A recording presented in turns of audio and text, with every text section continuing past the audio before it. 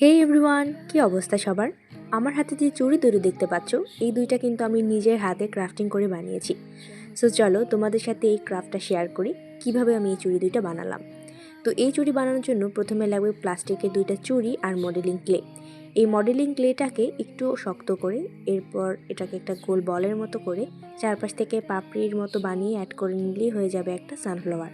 আর এই সানফ্লাওয়ারের মাঝখানে একটু অ্যান্টিকাটার দিয়ে খাঁজ কাটা করে নিলে একটু রিয়েলিস্টিক লাগবে। এরপরে গাম দিয়ে চুড়ির উপরে সেই ফ্লাওয়ারগুলো লাগিয়ে নিতে হবে। এরপর একটু শুকিয়ে রং করতে হবে। তো রঙের জন্য প্রথমে আমি দিচ্ছিলাম মাঝখানে যে খয়েরি কালারটা থাকে সেটা, আর চারপাশ থেকে হলুদ, যেটা সানফ্লাওয়ার মেইন কালার। এরপরে আমি চুড়ির সবগুলো ফুল কালার করে নিয়ে চারপাশে একটু নীল রং দিয়ে নিচ্ছিলাম, যাতে এটা খুব সুন্দরভাবে ফুটে থাকে। আর নীলের মাঝে কিন্তু হলুদটা বেশ ভালোই ফোটে। তো এই হচ্ছে আমার চুড়ি। তো কেমন হয়েছে সেটা আমাকে অবশ্যই জানাবা। Thanks for watching. টাটা।